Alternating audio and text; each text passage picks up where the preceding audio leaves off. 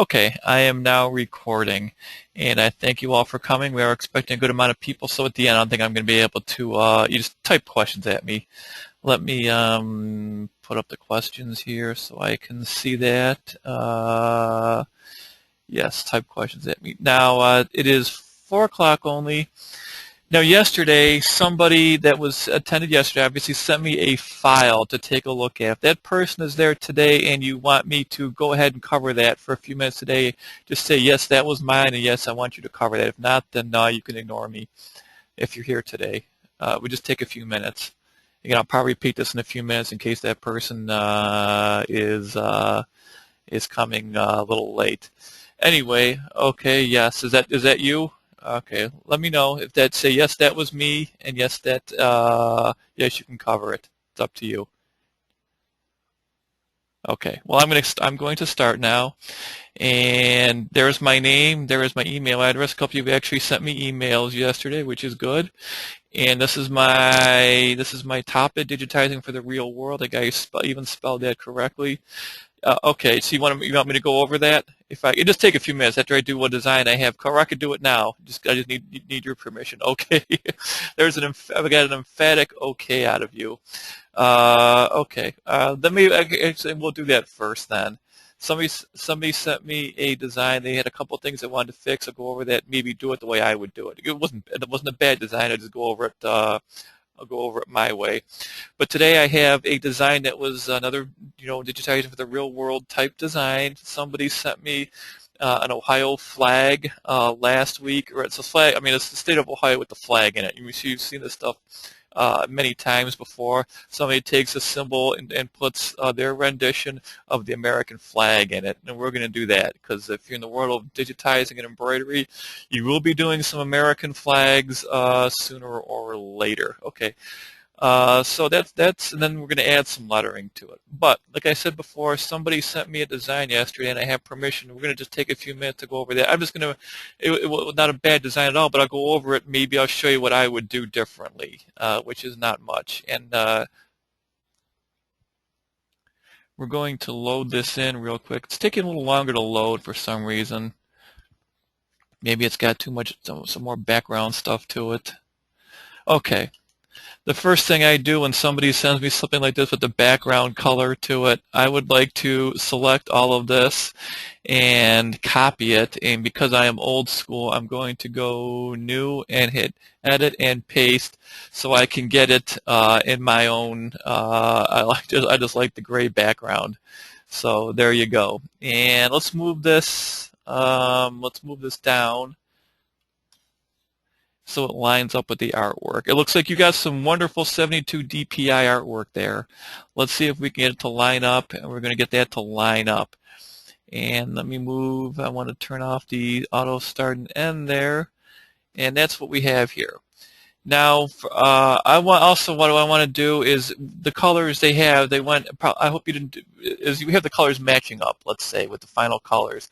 That to me is tough to work with. So what I like to do whenever I'm working with something is have the colors be like opposite because it's tough to see something. Maybe you did this after you digitized it. I don't know. But for my purposes, I'm going to change the colors to screen color. Let's say 1 there. And this will be color 2. And let's see. I didn't see any issue with this right here with the people, so that we'll leave that okay. Maybe instead of that angle, just maybe do something like this, and that's looks a little smoother there than having that angle. Just maybe have it come down and have these two last points be even. So what I'm going to do, just take a few minutes. I want to redo this. Maybe just do it as I would do it. Not much differently. You can't do it too much differently than the way they did it here. Just maybe a couple things. So if you bear with me, I'll just take a few minutes. I'm going to delete what the customer did here. They had an issue with the connectors between here and here. They didn't want it to tie off and trim there. They thought it was maybe a start and end issue. Well, no, their start and end point was just fine. It ended here, and it started here. It wasn't a problem, but they had a tie-off and a trim added there, inserted there, and that's what I removed. I removed the tie-off and the trim. And the way you do that very easily is, let's say there is a tie-off and a trim here. I'll go put one in, tie-off, trim, and did it trim? And we'll get rid of this. Okay, we have a tie-off and a trim there, and let's say that was what was causing the problem. You can't see the tie-off there for whatever reason. Maybe they have a different type of tie-off that's selected that you can't see, but there you can see where the trim is. It's got that triangle there showing it's got the function. So let's go. Let's see. We have to remove that. I'm going to go into the Stitch Edit tool right here, which is like it's a throwback from the old days, which is, you know, when the old days when you want to edit stitches, it always went stitch by stitch before the world of object-oriented digitizing.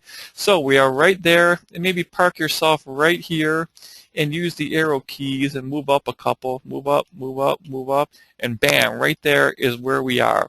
Right there on that stitch is attached two functions. On the bottom right it says tie off and trim. Tie off and trim. So all we have to do is come up to this eraser tool. That's an eraser. So it looks like an eraser or a block, either way. And I'm going to click on this, and we get this, since it has two functions. It says clear function, tie off and trim. I'm going to click trim, clear all, and it clears both of them. That was actually the problem. It wasn't your starting and ending. It was that function you couldn't get rid of. And to get rid of that function, we would go like this. Maybe put it here, put a running stitch so you don't see it so much. Okay? Does that answer your question? Does that make sense? Type at me. Okay. Any event, I would redo a couple things. Actually, I would just one of the things that I really would care to redo is let's see.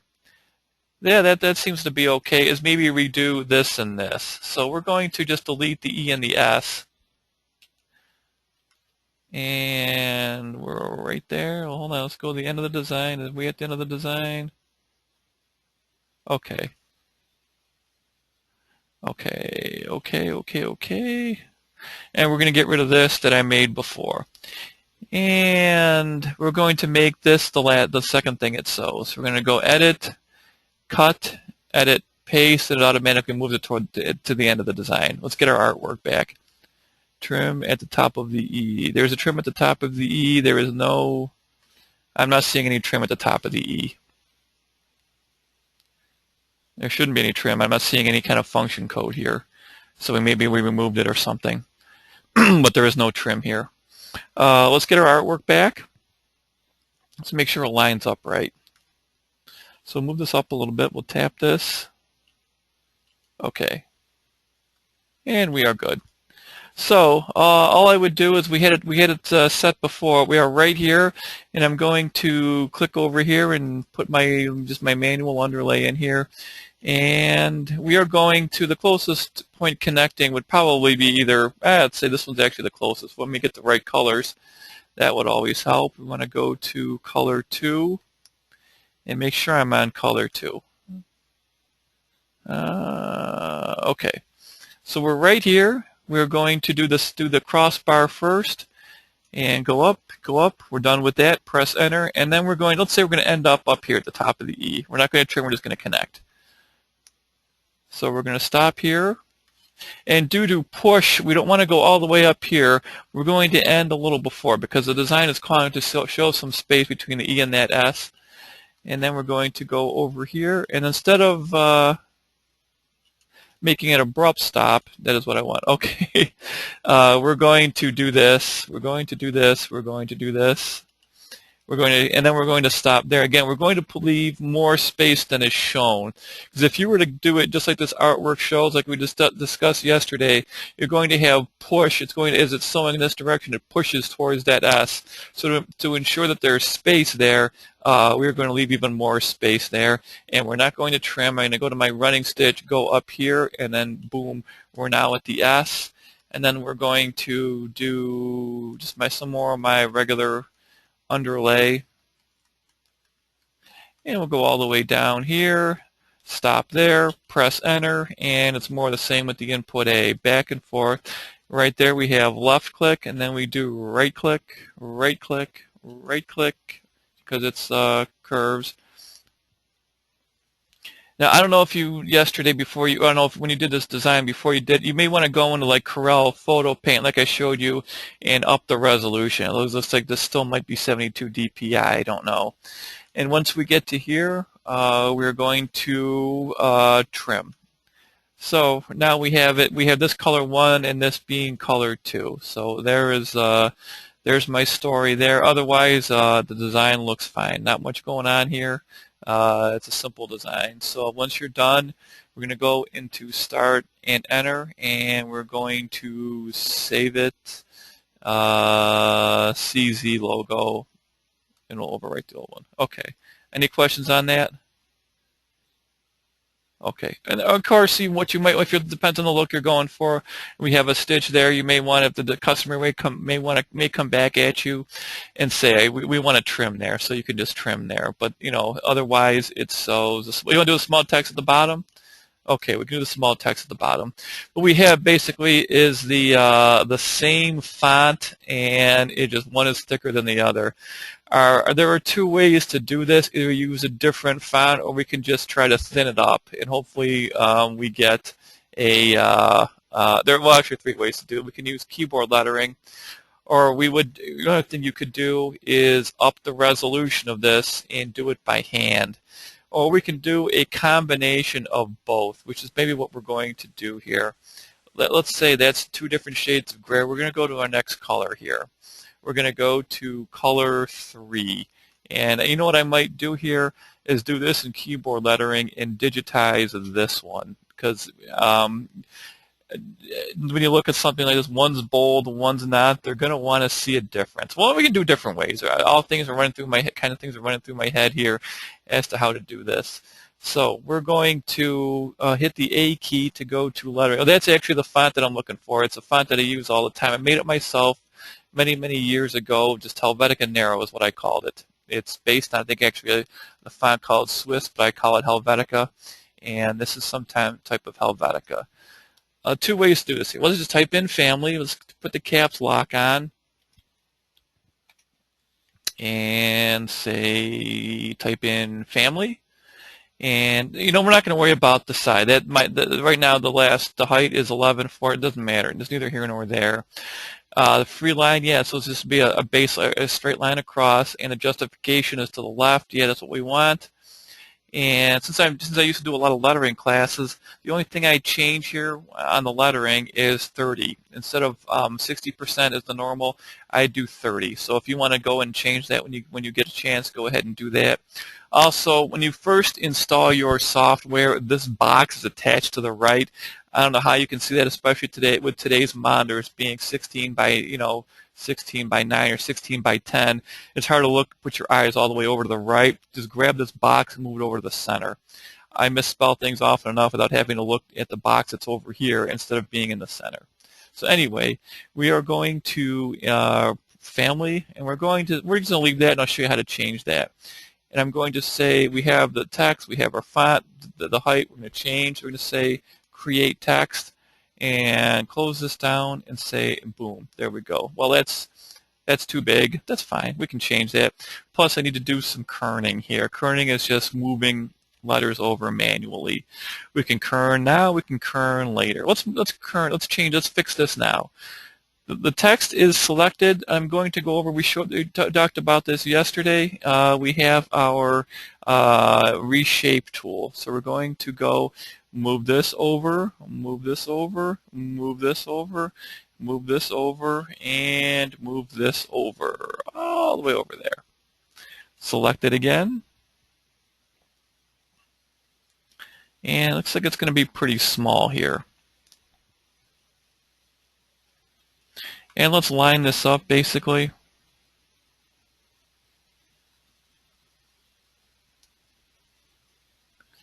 Okay, where's this line come? Is there really a line in here? Huh. There's no line. Is there a line in the artwork that I'm missing? We're going to move this up now, just to get it out of our way. What I want to do is line this up with the artwork. The font matches right, and now I've got that matched up. So that didn't take long now, did it, to add the word family? The heart, oh, you made that, okay. Okay. Now, if we don't, I want to turn this off. Two ways to do this. I could actually digitize this by hand, but let's say you don't want to do that. You don't have time to do that. You want to do it quickly.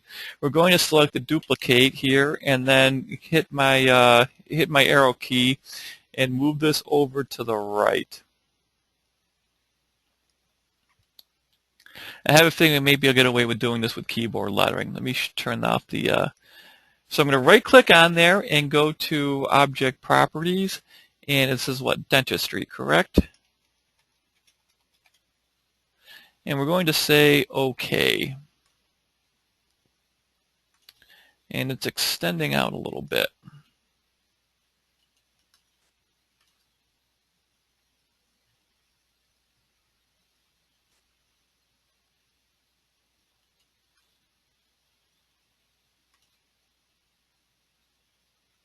We're going to move this over as close as possible.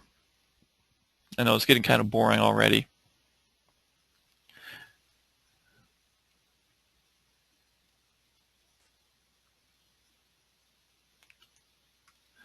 What are we going to do here?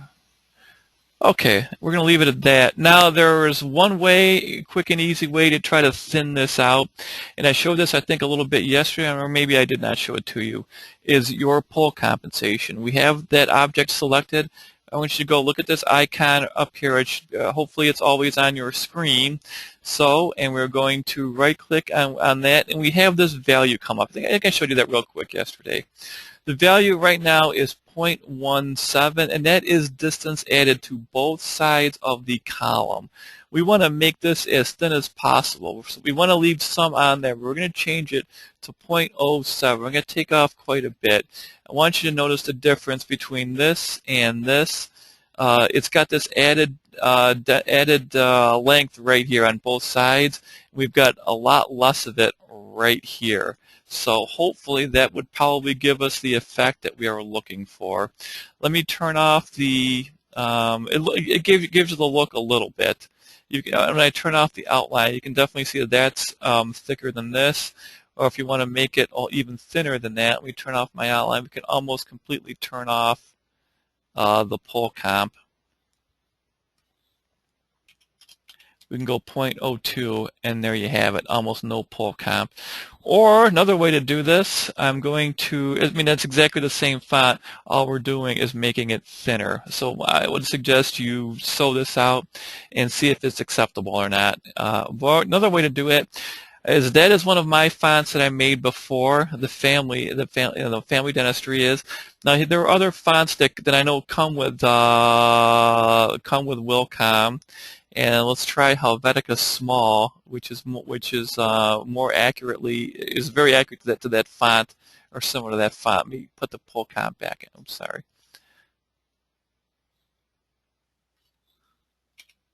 We'll put the pull comp up to 0.15, and it's a much thinner font. I knew that already. I knew that the Wilcom's font is a Helvetica, but it's a thinner font that matches up. I mean, now we have to get more space in between there, and there it is. You hit this key right here.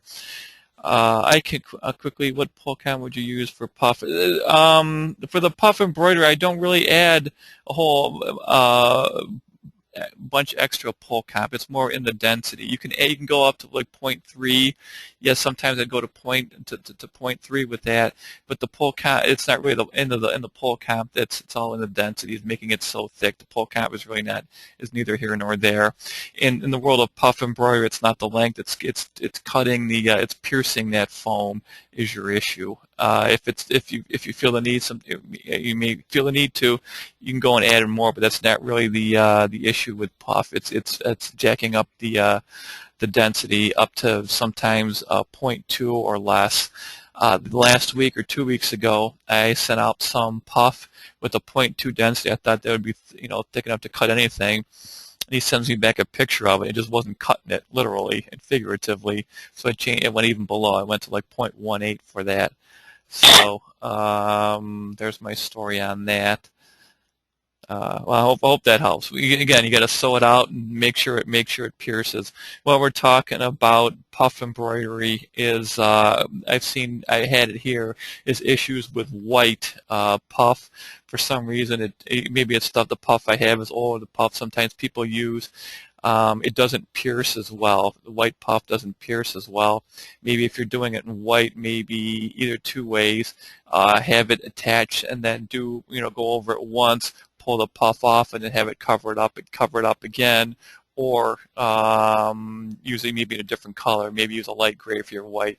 But I'm going to say that I think Wilcom. I don't do it. Wilcom has a class just on puff embroidery, so ask whoever does that. They've probably done more research on the puff, and ask them, because there's a whole class on that. We're not going to spend too much time on that here. So, and we'll move this over a little bit. So there are two ways. Hopefully this helps. I think that maybe it looks a little better. It's all in the font here. It's a screwy looking tie off right there. There we go. So there are two ways to do it. I think that one looks better. What I did was I changed the font. I know that the font I did is thicker. I know that Wilcom's font is thinner. I think we didn't digitize it there. That matches up better. This is pretty small though. It's like under 5 millimeters. So that's bare minimum. Sew it out. See how it looks. If it doesn't quite look good enough because it's too small, see if you can get away with grabbing it, making the whole thing a little bigger like that, and then maybe making your line a little bigger. But then again, how big is this? Yeah, I'll send it right after the class is done. And again, no guarantee. Sew that out, see how it looks, and go from there. And I can see that I can make this a little taller. How about this? Oh, let's measure. We got top of an L here, so I can make this one bigger. I mean, this looks hunky-dory on the screen, but sew it out and, well, wow, yet. Sew it out, see how it looks. It doesn't mean anything until you sew it out, so who knows. You may see some trims here. You'd be surprised at how much thicker things look when you sew it. So sew it out on some fabric that looks similar and see what you come up with. Just because it looks good or decent on the screen, doesn't amount to a hill of beans.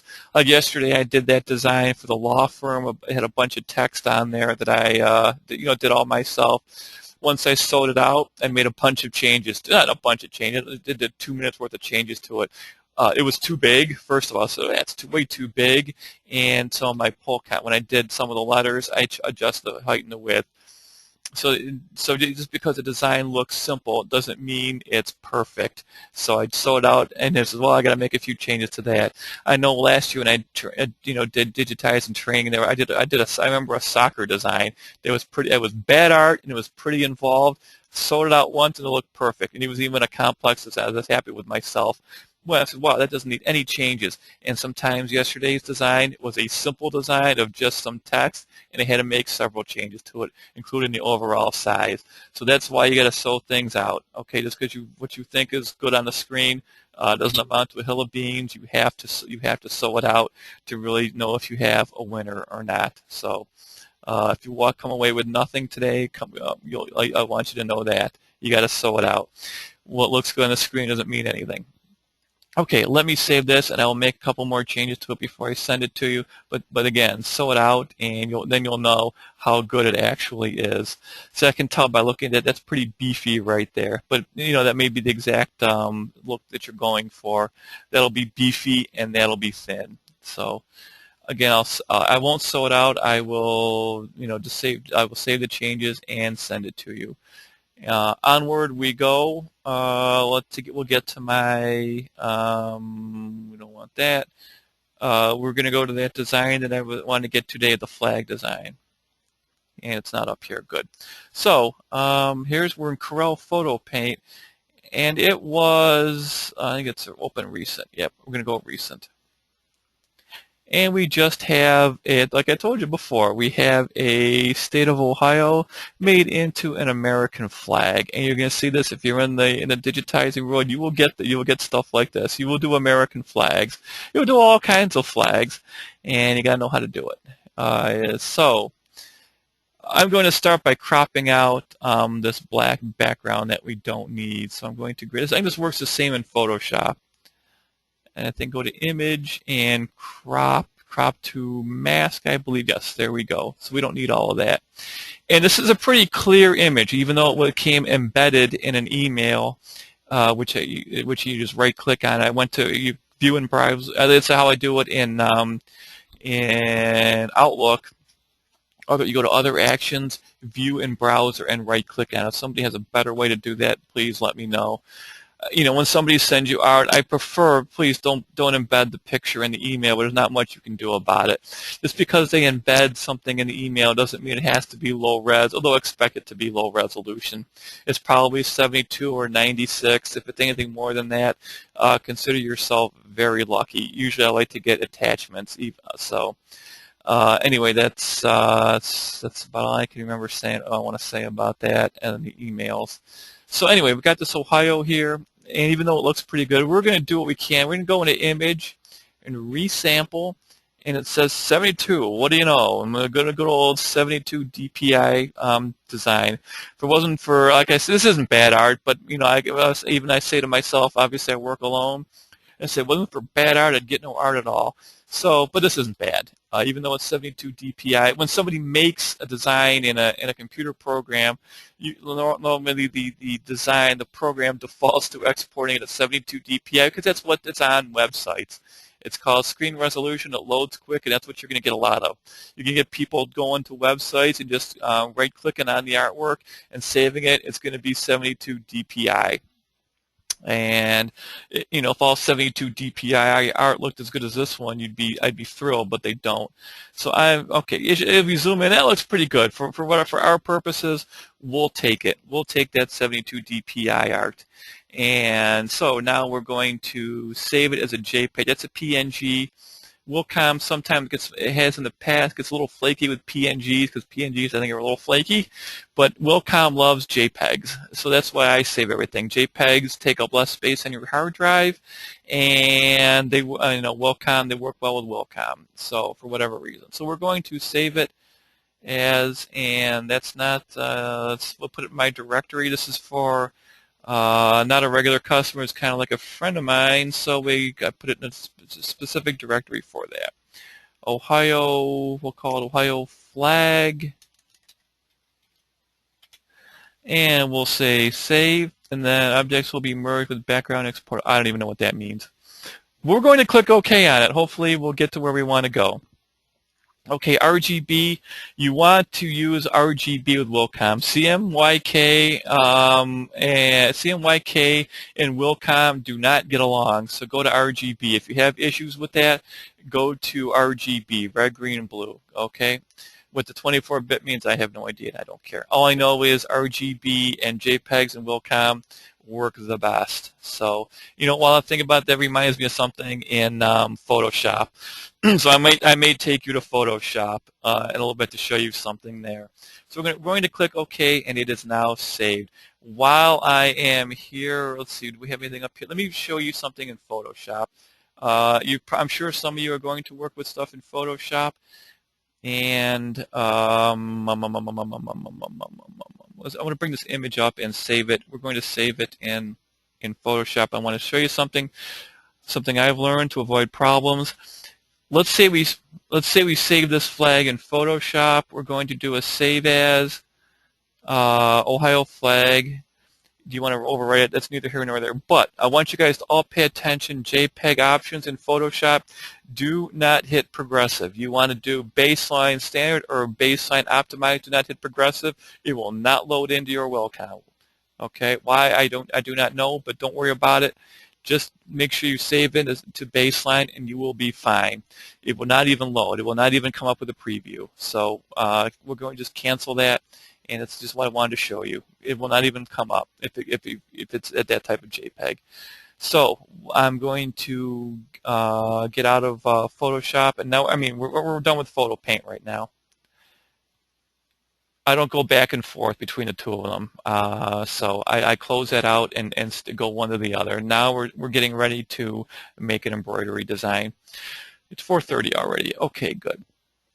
Okay, we're going to go up here. Here is my toolbars here, and we are going to load it in. Import graphic, and it's in my personal directory, so we'll go up and find that. Always remember where you saved it.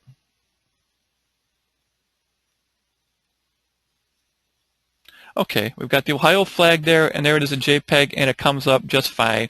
Now that we see it, we know it's going to come up, and there it is.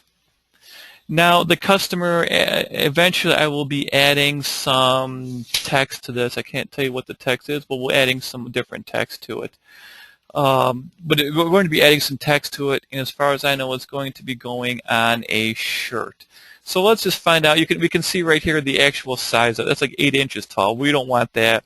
We're going to go with something small, something maybe around 2 inches tall, or maybe a little less. And there are two ways to do that. We can go grab this. We can say, well, we got the height and width is right here. We can say the height. Let's say we want 48 millimeters, and hit enter.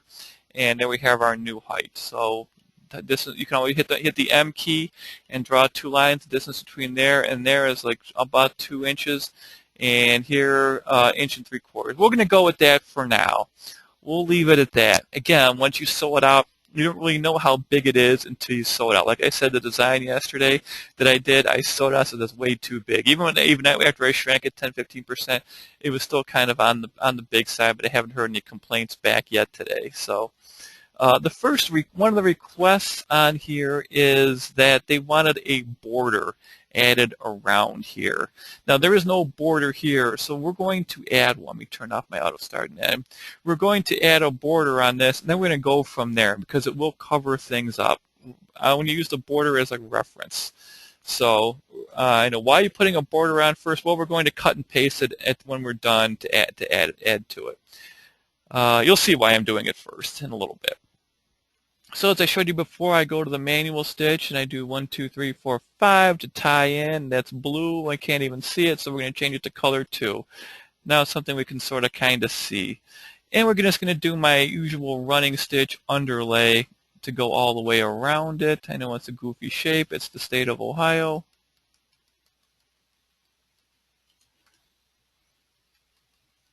He wanted a gold border around here to make it look probably look like a patch, but a lot of flags do have a border around them, and that's what we're going to do. So, and we're going to stop there, and then we're going to go to our input C, and we're going to press and hold there. We go to our input C. Every time I use input C, I go back to the days it was invented. It was in the early 90s yet. When I started using this program basically all the way back in 1992, and it didn't have an input C yet. It had to be perfected. All it is you make a path, and you dictate the width of the stitch. And believe it or not, that's tougher than it looks.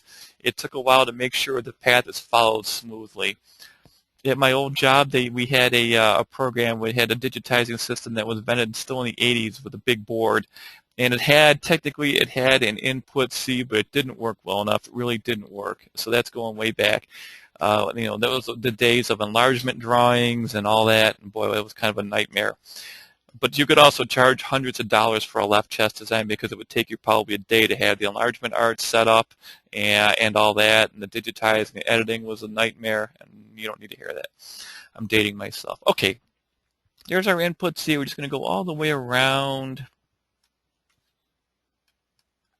And we're not going to kid ourselves and think we're going to follow this state of Ohio exact. We're going to come close. In fact, you don't want to put too many points in there and try to go around the curve too much, because it'll give you a mess. We're just doing input C. We're going to sort of kind of follow around, go around the bay here. and we're going to end up right here, and we're going to press enter. The next thing you want to do is enter with 0.1. The size of this circle, I really don't care how they do this. It kind of, I don't know, the circle irritates me. That's the current width. I don't like that. I don't like that. It's too wide, obviously. Enter with 0.1. We're going to, put 2 points in here, and maybe put it around where you want the border. Therefore, you kind of tell how thick it's going to be. So from there to there, and if you look below at the bottom left of my screen, those numbers that are moving, that's the actual width. You want to go around. You want to end up around 1.5 millimeters. So let's try putting it there. Is that okay? Yeah, okay, let's guess that's okay for now. Again, we're going to sew it out eventually and try to figure out if that's what we want. Okay, like I said before, it doesn't mean squat what looks on the screen, and it doesn't mean anything until you sew it out. Okay, there's our border, and that didn't take very long. It's a beautiful border of the state of Ohio. Now the next thing we're going to do is the stripes, the red and white stripes. Here's how I do this. You can disagree. Your first inclination maybe, let's measure that, is to, go stripes, just do a bunch of satin stitches. I don't normally do that. I'm going to do a solid white fill and then put, let me measure this, and then we're going to have red stripes set on top of it of about not even 4 millimeters. It's kind of prettier looking to have all this being column stitches. However, when you get all those column stitches, that's going to pull that material in, and it could give you gaps. So I'm going to go with the less prettier look, but the more guaranteed look. Okay, I'm going for the sure thing. So I don't know if I've ever gotten complaints on it, so I'm going to stick with the sure thing. I advise all you people out there, go with the sure thing. So we're going to use a complex fill with this. Again, we're just going to fill in the white here. And now that I have this border here, that's going to be my outside guide. Instead of guessing where it is, that's now where we're going to end up is this border. That blue border is going to be my guide. So to use a complex fill, nobody has any questions. Okay, tie in 1, 2, 3, 4, 5, 6, 7. Hit enter, and we're going to put in some, eventually this will be at the beginning of the design, so we're going to put some manual underlay in here.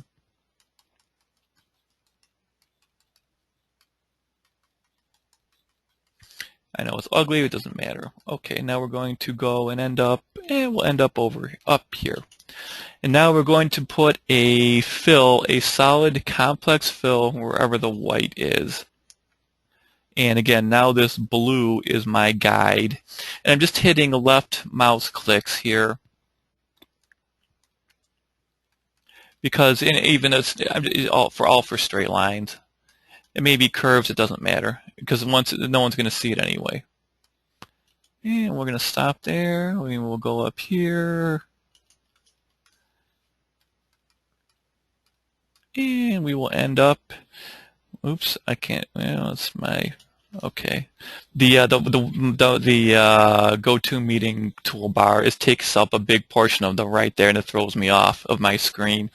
So we will stop there. Okay, if you guys remember, if you were here yesterday, complex fill, one of the greatest inventions ever in embroidery digitizing. All I did was outline that rather complex shape of the state of Ohio. I press enter. And if you look at the bottom left of my screen, it says enter point 1 and point 1 on the curve. Well, I went around once. If I were to do that, I would be putting in spots inside here where I don't want to stitch. Well, I don't have any of those. I think I showed you yesterday a complex shape, an ugly shape that had a star and a circle inside of it. I showed you where it carves that out. The Wilcom, I think, when they came out with the complex fill all the way back in the early 90s, it has worked well from day one. It wasn't easy. I saw some other digitizing systems through the 90s that tried to get a complex fill. Some just didn't have it. I saw somebody tried to release it. No names, please. I saw a system try to do that, and it just wasn't working too well. It was kind of embarrassing. But Wilcom has had this right from day one all the way back in the 90s. Anyway, that's my story. Enter point 1. I'm going to hit enter again. So I'm not putting anything in the middle. I'm going to press enter again. Okay, enter entry point. Now I'm getting somewhere. Where is my enter point going to be? Well, it's going to be right here because here is where I am. Here is where I am sitting. We can't put it anywhere else. We're going to put it right where we currently are. That's my enter point. No-brainer. Where's my exit point going to be? Well, I'm going to put it down here. I'm going to put it down here. So it's going to give a nice smooth fill from top to bottom. It's going to go in the same direction. Where's my exit point going to be? Down here. Actually, I didn't have to go all the way down. It's going to cover with red. So now it's asking me for my stitch angle. Stitch angle is actually important. We want to go with a stitch angle kind of sort of opposite of this red stripe. So we're going to go. The red is going to be going up and down. So we want our white to be going pretty much left to right with a bit of an angle, so less piercing. And boy, that didn't take long. Look at how quickly it generated those stitches. So very nice, very nice. Now, when I'm not quite done with this, I'm going to add my automatic underlay. I have that selected. I am satisfied with it. I'm going to click on this icon right here and right-click on it, and we have our different types of underlay recommended. So we have tatami.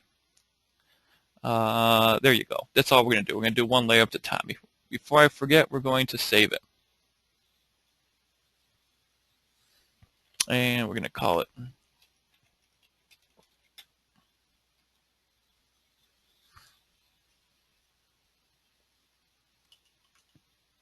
Okay, good enough. Now, at this point, we could actually do the fill here of this blue, or we could do the red, because it doesn't really matter.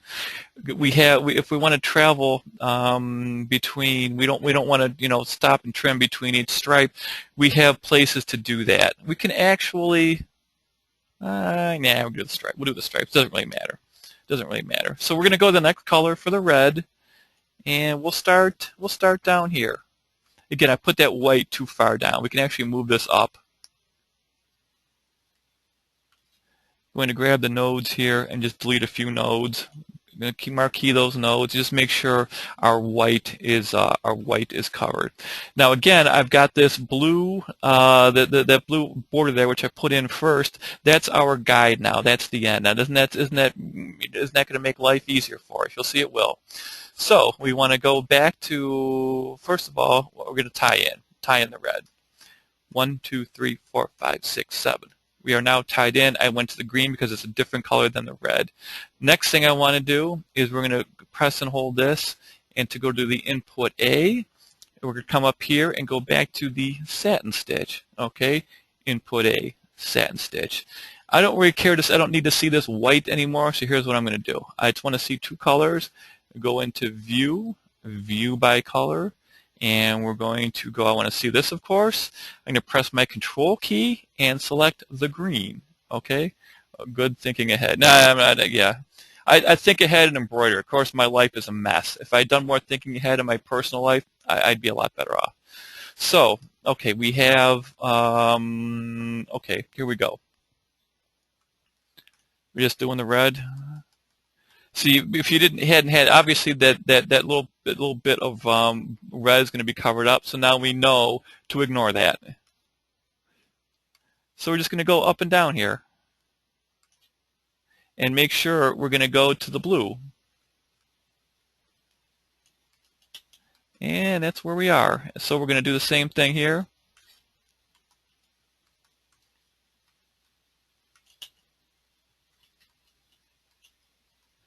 And continue on, input A, input A. In case you're wondering how fast, somebody asked me, I think last time, how I get from the input A to the running stitch so fast, is I have, you want to write this down, something called an X keys by Pi Engineering. And I have that, the next time I'll show you the picture of that. But I have that's how I'm going so fast. I have pre-programmed keys.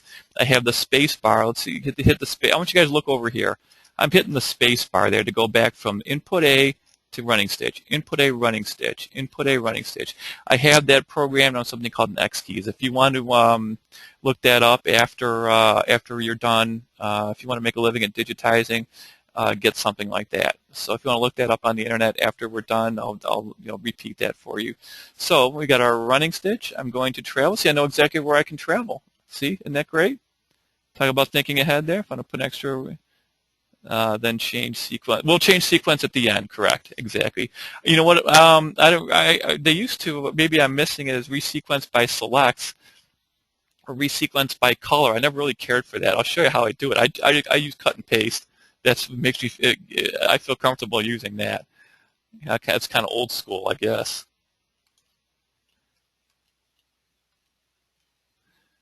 So, and we continue on.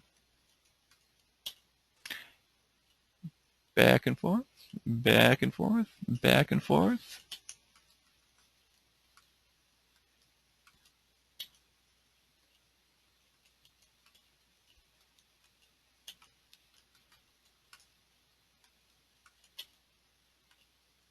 So we're going to go all the way up there, fill that in, fill that in. And there we go. There we go. We'll go there. We'll go there. And we're just about done here. Again, get the blue. Good thing that blue was there. You're saving yourself all kinds of time and headaches by doing that. I'm done with my red. I am done with my red. And now I'm going to tie off there. I don't need to trim here because I'm changing color.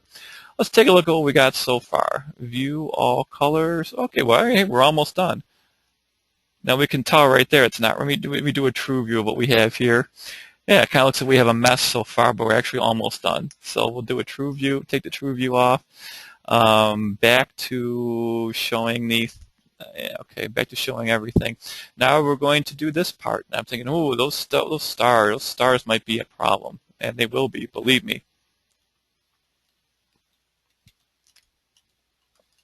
Okay, let's go to the color of blue here. So we're going to go to color 4. Color 4.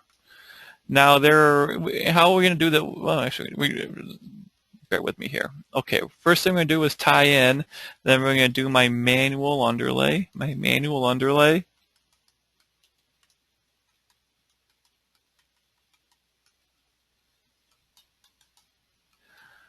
And there are two ways to deal with, we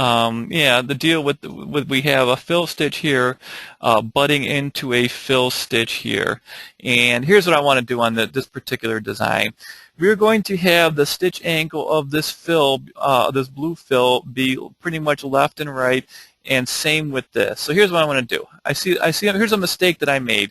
I did not extend this far enough. Okay, I can tell you that right now. This white does not extend. We want to make sure there are no gaps. You can't have any gaps. So I'm going to grab this and move it over, okay? Because it's, pull. That's pull comp, pull. It's going to pull in. It's going to pull in. We're going to leave that there, and now we're going to define this blue as is. Blue there. Okay, I mean blue. Complex fill. Change this to tatami. Complex fill, tatami, and I'm going to pretty much define this as is. So we're going to go here.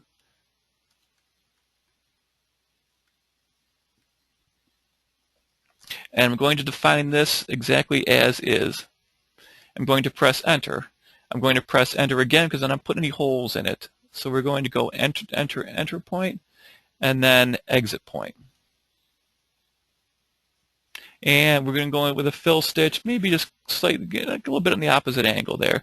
I'm going to move my exit point from here to here, because it's a smoother, it does less travel. We want to end it there. We want to end it at the true top there.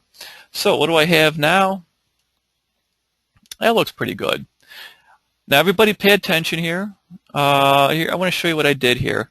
We want this, we're going to move this down because we want this just to butt up due to sometimes push and pull works for you. Actually,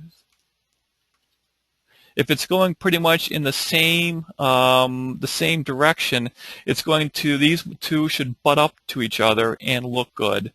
Again, we're going to sew it out to make sure. The stitch angle is pretty much left and right, or back and forth on both of them. So this white will push in a little bit, and so will this blue. We're not quite done with this yet, though. Here's what I'm going to do to try to ensure we have high quality here. I am going to press this. I'm going to put the automatic underlay on, and I'm going to do two types of underlay. We've got the tatami for the first regular tatami underlay, and I'm going to go over here and put in an edge run. Again, no one's going to see this once it sews out. What that's going to do is give me an edge run all the way around to help cover this up and even around here. Now, does that look perfect? I don't know. Maybe I don't trust that quite enough. Maybe I want to go left to right on that.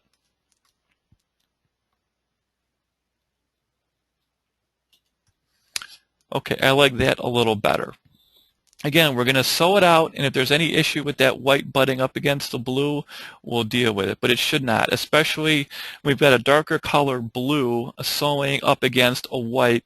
At any point, once the blue meets up with the white, it should just cover the white. That's the theory behind it.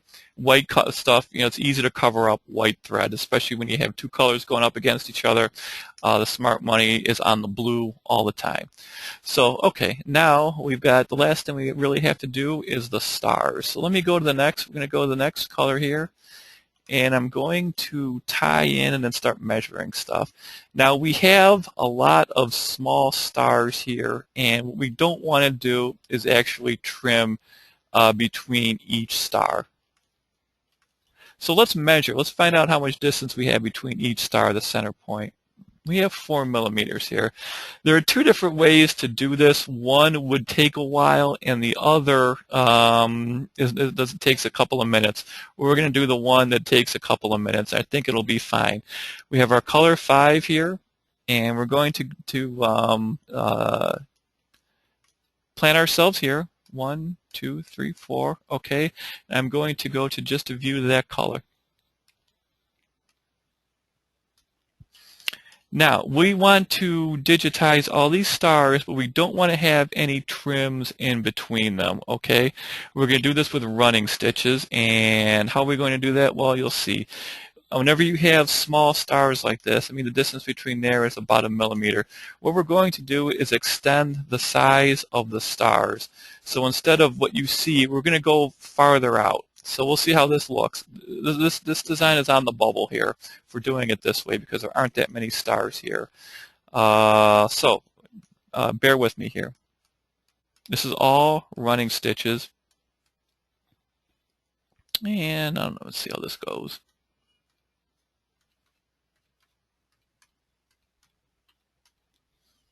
Okay, well, we'll see how this works.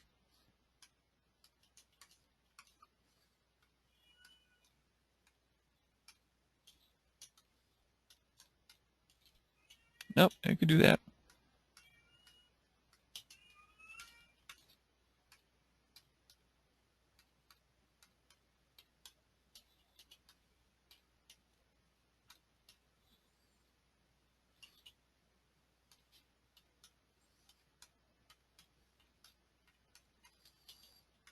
Doesn't really matter what sequence you do this as long as everything is covered.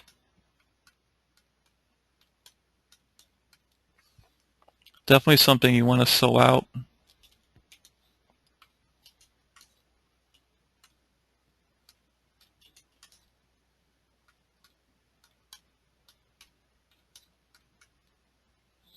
Is that right? Yeah, that's right.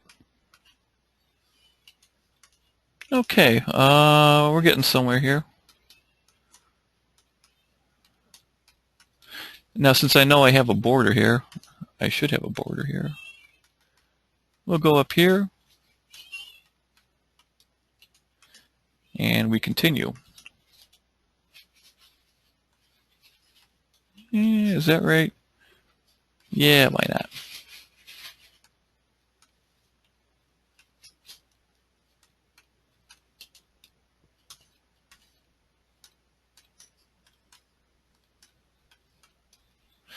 This looks like some tedious work, and it is, but you'd be amazed. You spend all this time doing stars like this, and if you're to watch it sew, you'll see it takes no time to sew. All that work I did, and it sews, in a matter of seconds. And that's not straight enough.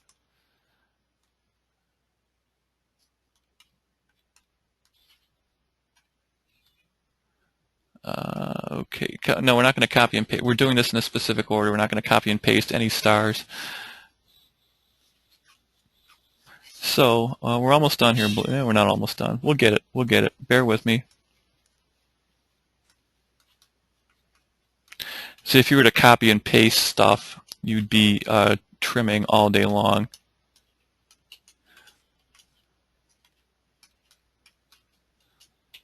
Gonna stop in between here.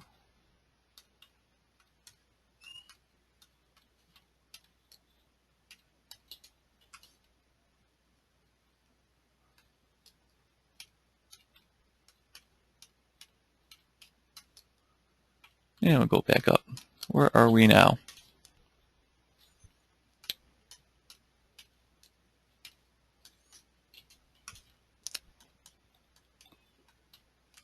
It takes all my mental faculties here. This just takes all my concentration. And we can actually go down to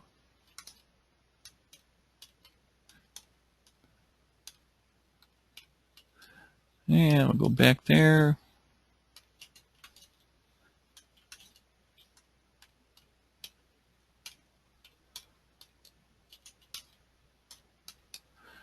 Go back to here. And while we're over here, let's get this bad boy. And where are we here? We're here. No, you know what we can do? We're going to go up here.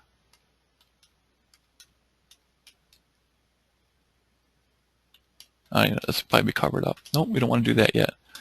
Bear with me here. I psyched myself out here. What can we do here? We'll just do this. Like I said, it takes all my concentration.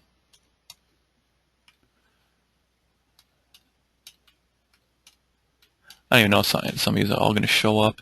Maybe covered by my board. Did I miss anything here? There we go. Let's see what we got here. I don't like that.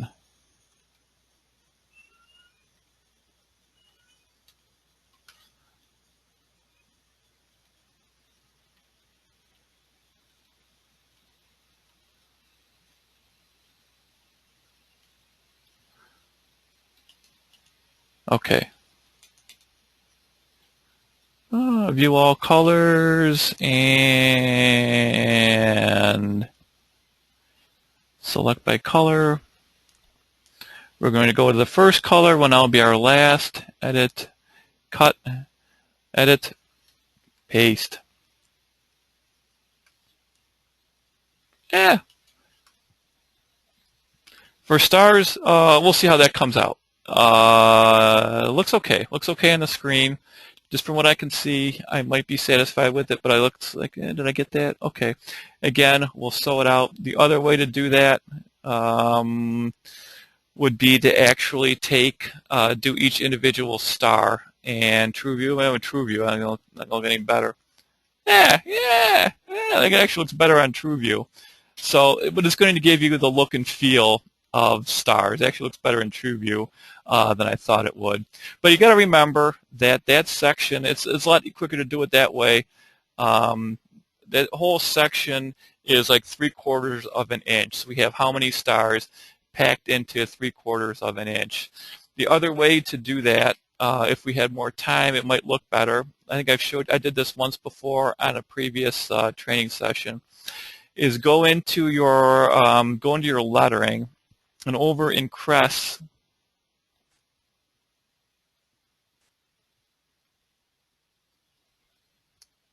I mean, for making a section of stars or doing a whole flag, would that take us a half hour, with the stars? I honestly, I think that's going to look fine once it's sewn. The other way to do that is we're going to go to Crest and insert, because those stars are too small, obviously. We can go in and take this N, and where to put it?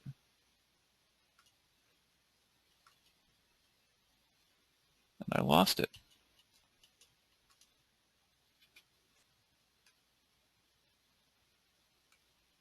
There it is.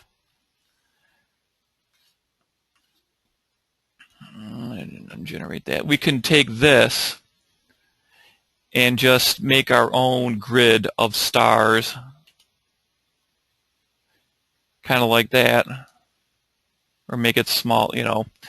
We can do that, and then you get to digitize each star to try to, you know, because of, different, you could use it with a, I don't think a motif would work too well, but let's say you wanted to get actual stars, that you would do that, and then digitize each star. Here's an old way to do it.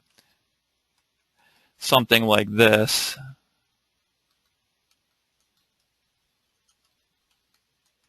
It would take a little longer, obviously, but you'd have, I know this is kind of sloppy here.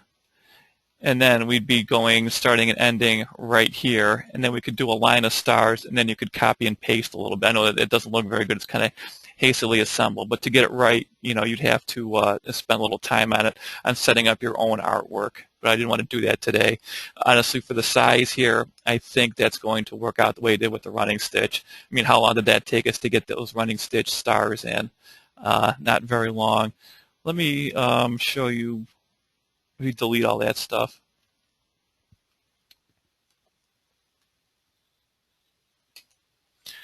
Let's say, all right, some of these are covered up a little bit here. I can go to Edit and select by color and grab all this and move it in a little. You know, does that? Yeah, that should cover up, and move it in a little bit, and then we've got, you know, more of that is not covered up. So yeah, I don't know if I like that. You could do that. Okay. Anyway, we sew it out and see how it looks. Again, but I think that's going to be fine. I've done a lot of flags before, and a lot of times you got to do it differently. This is what you doing it this way is like with you know, each individual star like that is what you kind of want to try to avoid, because not only is it time consuming to digitize it, it's also time consuming to sew it. And you don't want to sew, you want to trim between each star. You have to avoid that. So it's kind of like doing your own lettering, but repeating the same old star. So, but I wanted to, you know, show you different ways to do it. So you can get rid of this stuff here. Yeah, maybe not. Okay, but I promised we were going to add some text to this. What else I want to do? I'm going to do something else. I'm going to grab the first one, select by color, try this. That's what we're going to do. We want, maybe I'll try to get more of this white to show. If the border covers it up, so be it. Don't worry about it. Again, as long as your stars look like the look and feel of stars, you should be able to pull it off. So let me add some text to this. And we are going to just arc it. You're very welcome. So we're going to go that font before.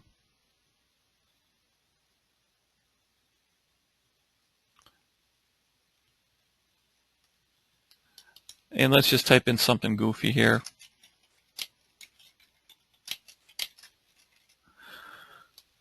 There it is. Let's see here. We know that's going to be too big, so let's change that to maybe 6 millimeters. And we're going to arc it this time. And we're going to, instead of Freeline, we're going to go to Arc CW. And we're going, since we're arcing it, we're going to go to center justification. Some of this is self-explanatory. We got left justification, right, center, and column, which is like a newspaper column, forced justification. So we've got our United States of Ohio, I know, which makes no sense, which is fine. And everything else looks pretty good.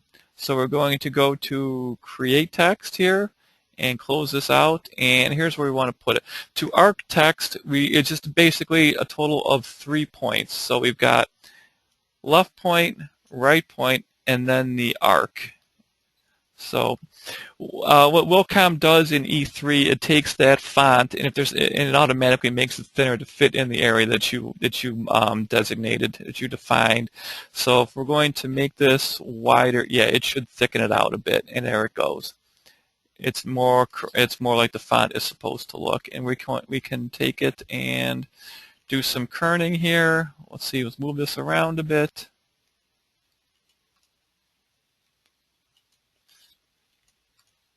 And let me just move this around a little bit more. And we're almost done here. I know it's after 5. We'll show you how easy it is, even though it may look manual to move your text around. I probably shouldn't be doing it this way, but you'll see.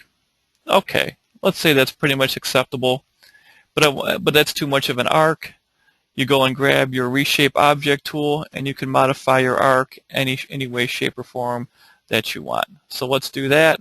And let me see something here. I'm going to hit the M tool and measure that and that. That's pretty. That looks pretty even. If it's not even, I can grab it again and move this here to make sure this lines up with that, and now it does.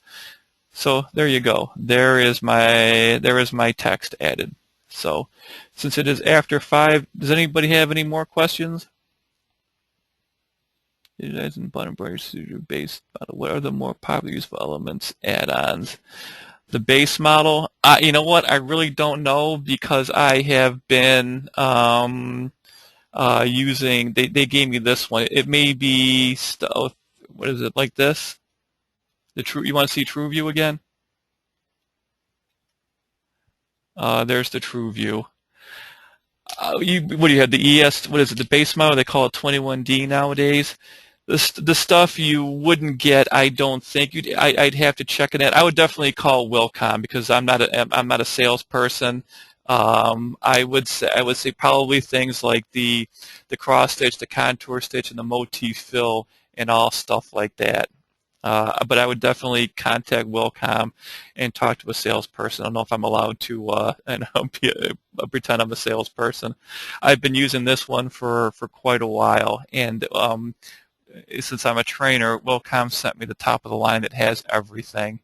And I think years ago, when I had an intermediate model, what I bought was the ability to make your own fonts, and that's something I've been using ever since. I think now that may come with it, but I don't know.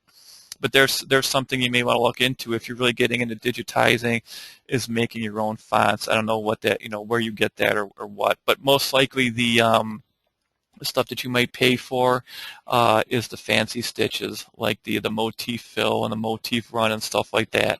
I'm not going to, but right now I'm not going to tell you. Stuff that if you bought the base model, you can probably, as long as you have, as far as Deco Studio, I think it has an input C, but I don't think it has an input A. There'd be the reason right there to get into something intermediate. The prices on this stuff have fallen so much since the days I bought this. So especially if you trade something in, I think, and they have specials. So spend the extra money. This is the only time I'm going to be a salesman. If you spend the extra money to get into something intermediate, and to get out of the base model, get to something intermediate, you would not regret that. Whether you need the high-end features, that's up to you. It depends on what you want to do with it. But if you have like a Deco Studio, if you're on the fence of spending the extra money to get the next level, I would definitely do that. Okay. Okay, Teresa can get. All right, yeah, Teresa can get the info for them. So right. So I would say contact Wilcom. Okay. Any more questions? Okay, then I will shut this down, and I'm pretty sure I have the info to send this recording and yesterday's recording over to Wilcom, and what they do with it from there is, I do not know. So from what I understand, it even has to go through Australia. So then even, I don't know who has control over that. I mean, maybe they listen to my recordings. You're very welcome. To make sure I'm not swearing or anything, wigging out or saying anything profane or anything anti-Australia, whatever that might be. So, okay, that's it. I think I'm doing this probably in a couple weeks. I haven't even checked, but I'll be back. And thank you all for coming.